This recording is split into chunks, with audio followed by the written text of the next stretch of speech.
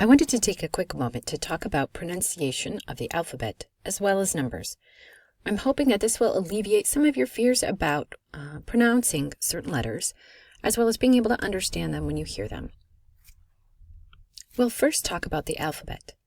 If, for example, you do not understand something and somebody would like to spell something out loud for you, you would have to be able to know how to sing the alphabet, which I'm sure you don't want to hear me sing it as I am tone deaf, so I will say it aloud so that we can work on maybe hearing our letters so that we can spell something. So I will say the alphabet to you, and then have you get out a pen and paper and see if you can hear the words that I am spelling. A, B, C, D, E, and I get E doesn't normally have an E sound, but here it's E, F, G, H, I, and you're hearing this right, I, G, K, L, M, N, O, P, Q, R, S, T, U, V, W, X, Y, and Z. So far we've heard here that there are at least 4 that might be very confusing when you hear them aloud. So when you hear E, you might think of an E, but an I is an I. E is an E. J sounds a lot like J, but J is G. J is J. Now that we've heard those and made some pattern choices, let's see if maybe you can put together and spell out the words that I'm saying. Are you ready?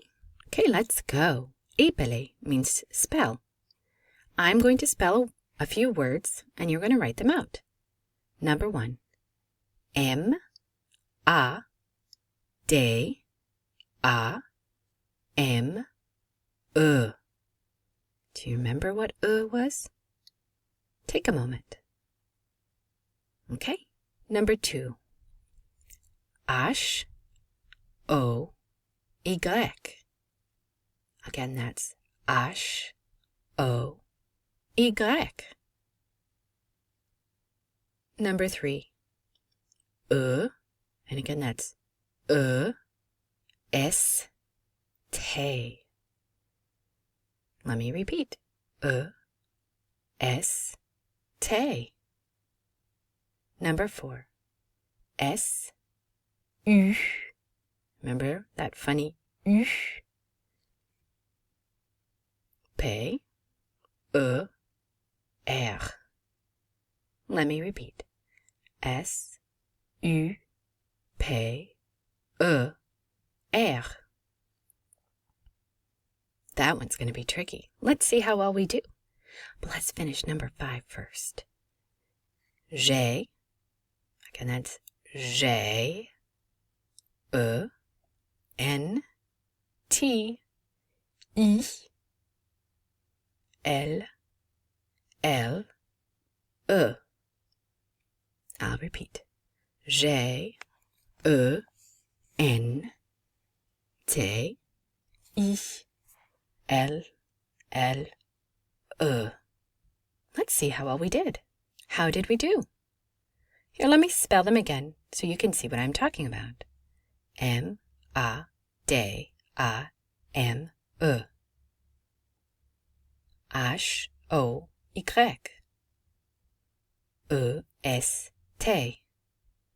S, U, P, E, R. J, E, N, T, I, L, L, E. It might take a while to get a handle of these, but I'm sure we will very shortly. And just in case the alphabet isn't something that you're going to be using very often, let's take a look at the sounds that the letters make, not how to say them aloud. When you are trying to pronounce a word, you don't pronounce it as if you were saying the alphabet, because when we're pronouncing words, for example in English, with a W, we don't say W.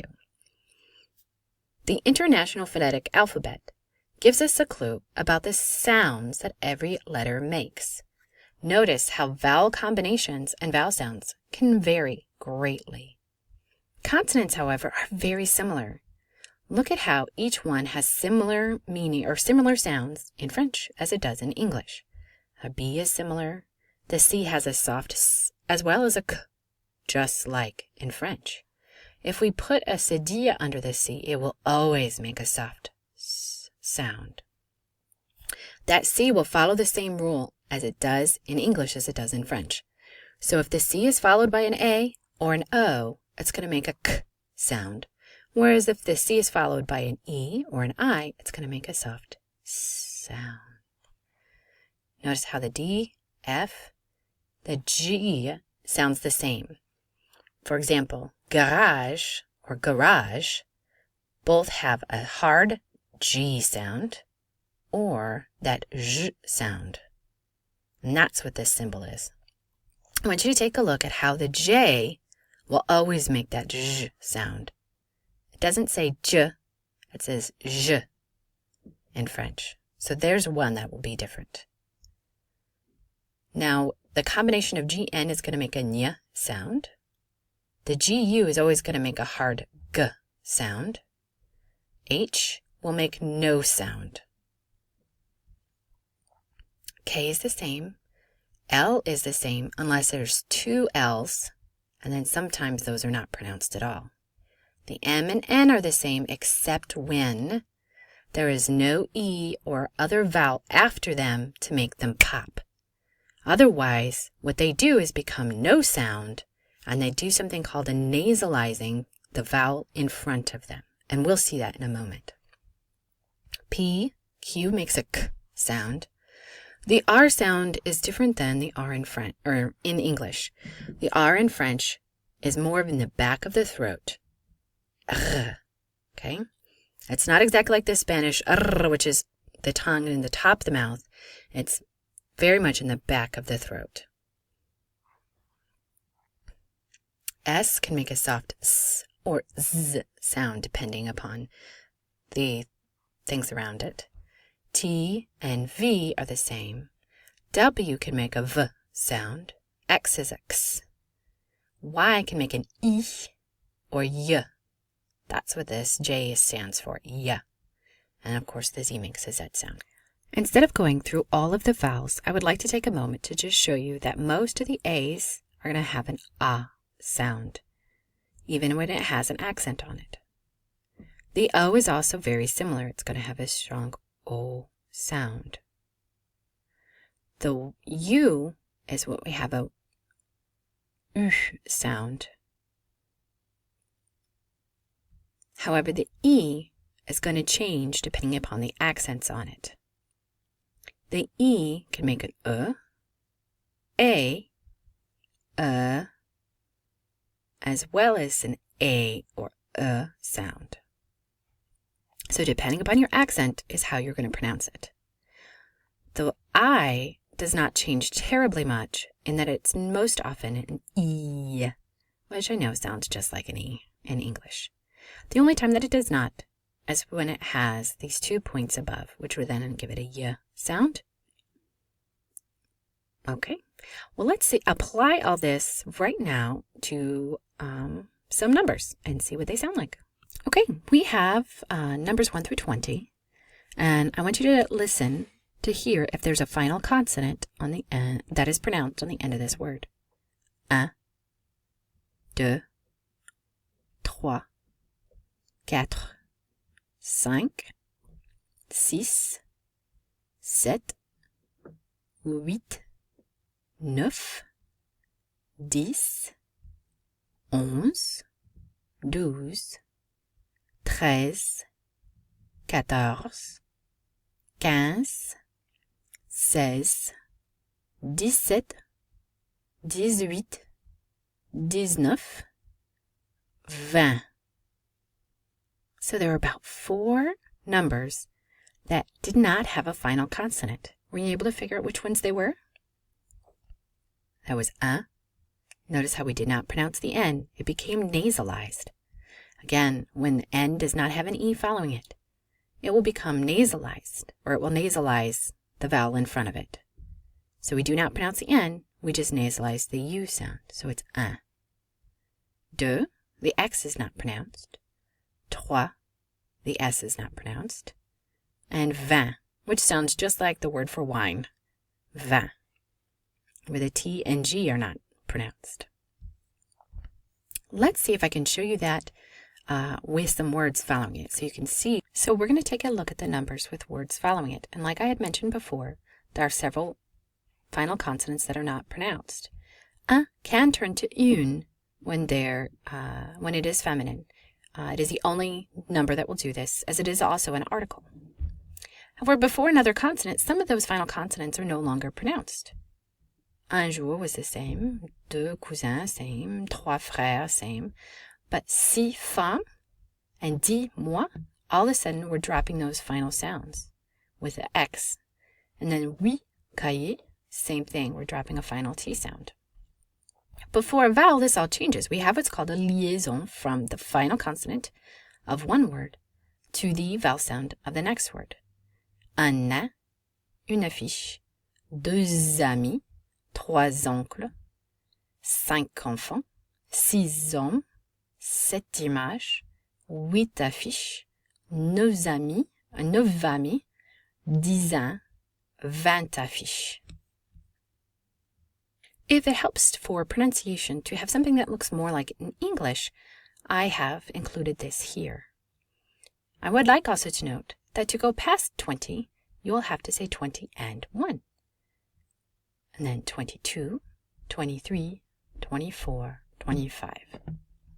Okay, so let's try pronouncing some of these. 21, 22, 23, 24, 25, 26, 27, 28, 29. To go beyond that, all the way to 60, is the same exact pattern. You will say 31, and then continue with 32, and continue as forth. For 40, 50, and 60, you have 40, 50, and 60. The only thing I have to add here is, having borrowed this from the internet, I just now realized that we do not actually need a bar when we use the word a. A means and. So anytime you're saying 20 and 1, there are no bars between those letters. They are not necessary. However, 22 through 29, same thing with 30 and 40, you do need bars through the rest of them, just not when you're using the word a. Now, French people are probably much better at math, because just to count and use numbers, they have to do math. In order to say the word 70, they have to say 60-10. So 60 plus 10 is 70. To say 71, they need 60 plus 11. And notice again, we do not need bars when we have and. So 71. And they're going to continue that same pattern on using 60-12, 60-13, 72, 73, all the way to 80. 4 20s is 80. Let's take a look at what that would look like from 80 to 90. So 4 20s is plural, but we don't need to have the 20 word being plural after that, because 4 20s and 1 is 81. So 80, 82, 83, 84, 85, 86, 87, 88, 90, 89, 90. Let's take a look at what that looks like further. 90 to 100 is just like what we did for 70. 90, 91, all the way to 100. So what have we learned? Most consonants are pronounced the same. The oddest letters of the alphabet are E, I, J, J. The oddest to pronounce are the E, I, J, and W, which is a V sound. And the sounds depend upon where the letters are placed within the sentence. For example, un, the N is not going to be pronounced because it's at the end. Whereas neuf, the N is pronounced, it's at the beginning, because we do not pronounce the final consonants of most words unless they are followed by an E, or they are the letters C, R, F, or L. We're careful with those. We pronounce them. There are a few exceptions to this, though. Finally, most people are good with math. 60 and 17 is 77. 4 20s and 19 is 99. Merci, au revoir.